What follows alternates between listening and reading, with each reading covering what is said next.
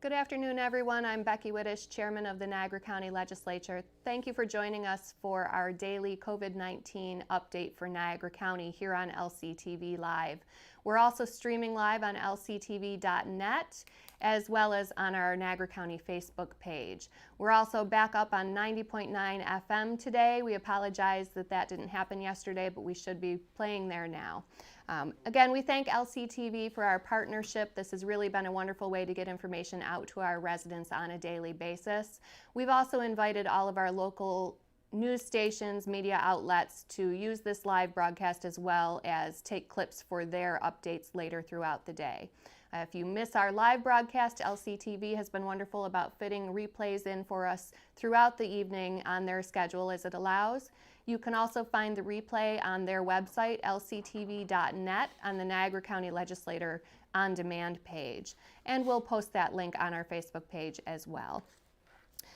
I'm joined today by Dan Stapleton of the Niagara County Health Department. He's our Director of Public Health to give us some updates from his team. But first I'd like to give the daily New York State numbers that were provided by Governor Cuomo this morning. The governor tells us we now have 92,381 positive cases of COVID in New York State, with over 13,000 of those in the hospital. There have been 2,373 COVID-related deaths. But the good news is we're seeing the discharge rate for those individuals who were in the hospital rise. That number today is 7,434, and that is wonderful news to hear. At this point in New York State, every county does have positive cases of COVID that they are reporting. Dan, we've been saying for weeks, of course, that we believe that this virus is everywhere and that you should act as if it is. We know that the numbers are higher than what's being reported because we're just not doing the testing that we would like to be able to be doing right now. Yesterday we had reported 65 total cases, but today that number has jumped by another 26 to a total of 91. Are you surprised by this dramatic increase? I wish I could say I was surprised, but I'm not. These numbers are going up, and we expect them to continue to go up. While we're seeing double-digit increases every day, and 26 new cases in one day, in 24-hour period is the highest we've had. It's double what our previous record was for this virus. But we continue to tell people it's highly contagious. That hasn't changed. That's consistent. And so we're telling people, stay home.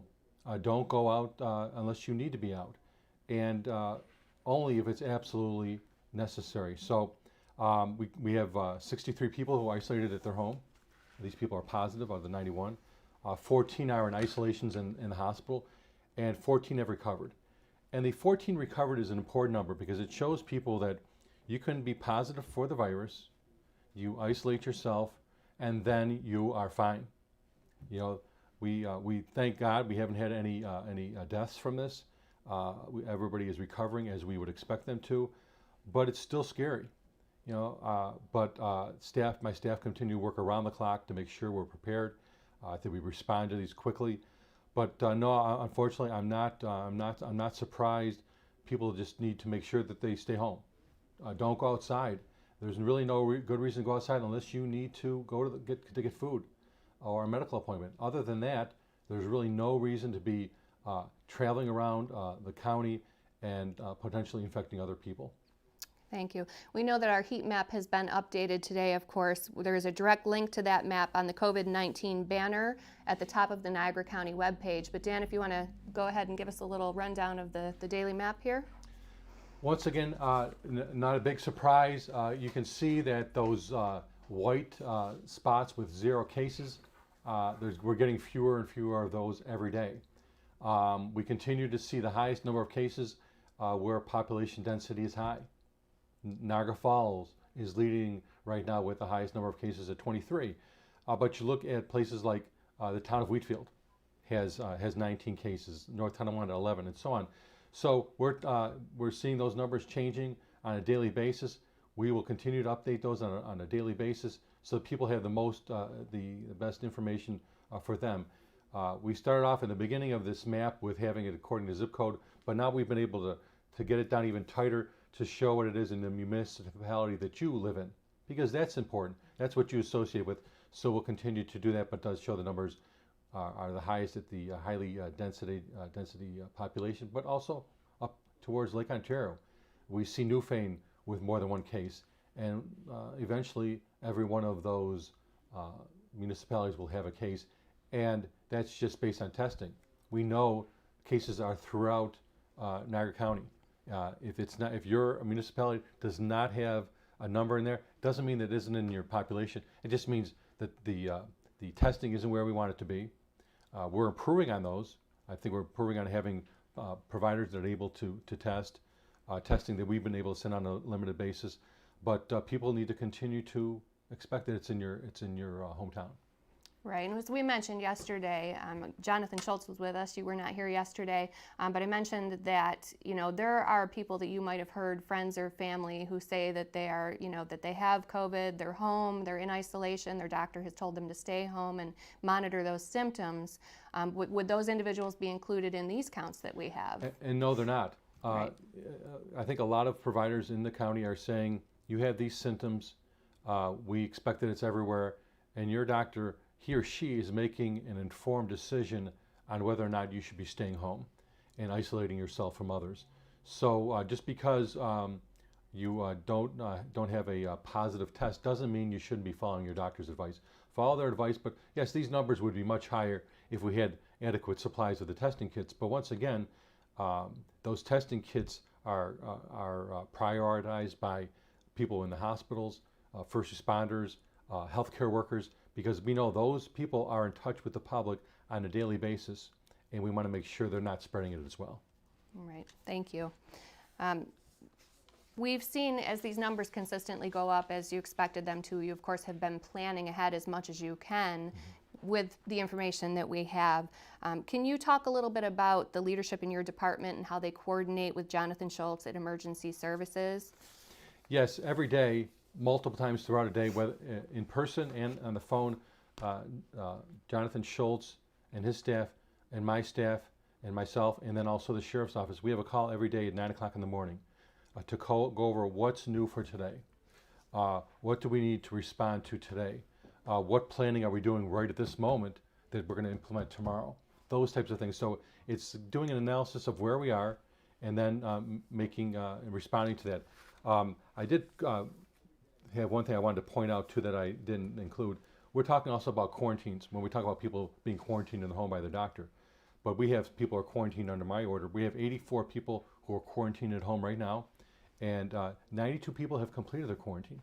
That's a really good number. That's great. That shows that people are not turning positive. They were quarantined because they were well. They'd be isolated if they were sick, and we're happy about the fact that the number of people who have completed their quarantine is higher than the number of people who are quarantined. Another point is with the planning. We work with the hospitals on a daily basis, whether it's Mount St. Mary's Hospital in Lewiston, or Niagara Falls Memorial, or Eastern Niagara Hospital in Lockport. We talk with them on a regular basis, sometimes multiple times a day, to make sure we're all on the same page, find out how we can help them, coordinate things they want to do to respond to the public, to make sure that the people they serve are safe. So those things happen every day. They always have, and they'll continue to do that. And the partnership we have with them is fantastic, and we couldn't ask for better partners. That's good to hear. Certainly, again, Dan, we thank you and your entire department and team for everything that you are doing for our community right now. We know it's long hours, a lot of work, and it amazes me daily what everyone is able to accomplish together. We truly have a great team here in Niagara County. We so do. Thank you for being with us. Thank you, Becky. During times like this, so many people want to help in the battle but just don't really know how, especially when you're told, if you're not working right now and you're home and you're told to stay home, what can you do to help?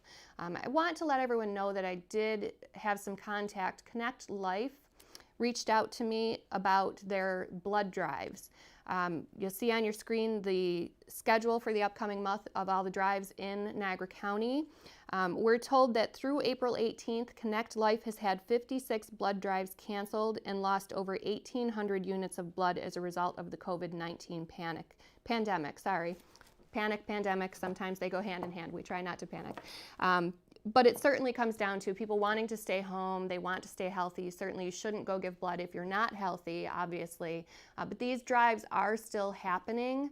There is a great need for blood right now because, of course, those regular situations and emergencies that happen in life are still happening, even with COVID in play.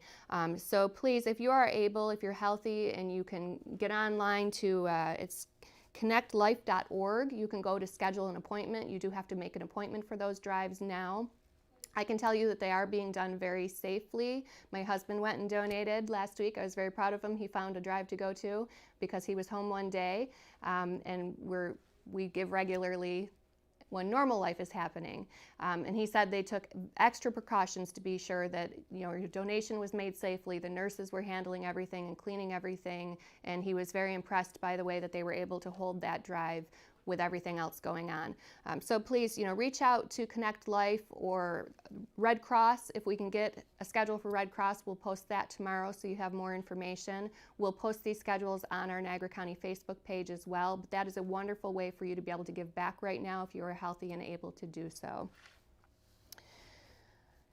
Let's see, I also mentioned last week that unfortunately at times like this, there are people who will try to take advantage of those that are concerned or worried or vulnerable. And we are starting to see throughout the state some phone scams and things that are happening with residents. I was on a statewide conference call last night where they discussed people who are receiving phone calls, and the caller is stating that they're with the health department and that they're calling regarding a COVID test or contact that you might have had, and they're asking for some very, very personal financial information. So I've asked Dan to just kind of talk for a minute about what you could truly expect if you were to receive a phone call from our Department of Health, so that you maybe are able to tell the difference between a legitimate call and one of these scams. Dan, what would your staff ask for if they were to call someone right now? Well, traditionally they'll never ask for you to give financial information. They won't ask you to tell them what kind of health insurance you have, those types of things. They'll ask you questions about, we got this report from the New York State Department of Health. Do you recall receiving that? Quite often we'll be asking them specific information, but we'll ask them to complete some of it to confirm, so they'll know we have some of the basic information. But we're not going to ask them, what's your social security number? What are your bank accounts? What is kind of, can you give me the group number for your health insurance? Those types of things. We ask questions specifically about the health, but they have to confirm a few things before we have a conversation with them to make sure we're speaking with the right person. But there's never any question about financial information or anything like that, because we never have and never will need that type of information. Okay, and would it be fair to tell our viewers that if they receive a call like this and they just aren't comfortable, they're not sure it's legitimate, to just hang up and find the number for your department and call back so that they know they're calling the correct department and they can say, I just received this phone call. Were you really looking for me? Yeah, correct. For the most part, the doctor who ordered your test is going to be giving you the results. And he or she will say, expect a call from the health department. This is the number they're going to call you at this number to make sure that they have all the information. Somebody is positive. We contact their contacts to see, how long were you in contact with them. Those types of things. But we don't ask them the contacts for these people a lot of specific questions about their health, as much as we ask them, how long were you together? When's the last time you saw this person? Have you had a lot of contact with them? Did you cook for them? Those types of things. So we ask a lot of questions that will give some person the information we need, but we won't be ever asking about social security number and those types of questions, because that's not relevant for us. Okay, thank you so much. Again, so folks, just be mindful. If something doesn't seem right, if you're questioning it, again, don't give personal information over the phone. If you're not comfortable, hang up and call that person back at the number that you know is the correct number to be sure that it's a legitimate call. No other updates for today. We will, of course, be back on tomorrow at 2 o'clock to give you our daily update on Friday. We thank you again for joining us, and just that reminder again that if you are struggling, if there's help that you're looking for or advice, if a friend or loved one is struggling, please call our crisis services line at the Mental Health Department for Niagara County. That number is 285-3515. They're there 24/7, available, confidential, free help, whatever it is that you're seeking help on. So please call them if you are struggling. Again, it's 285-3515. Everyone, please remember to, follow those physical distancing guidelines. Keep yourself home and healthy. Stay home and stay safe. Thank you.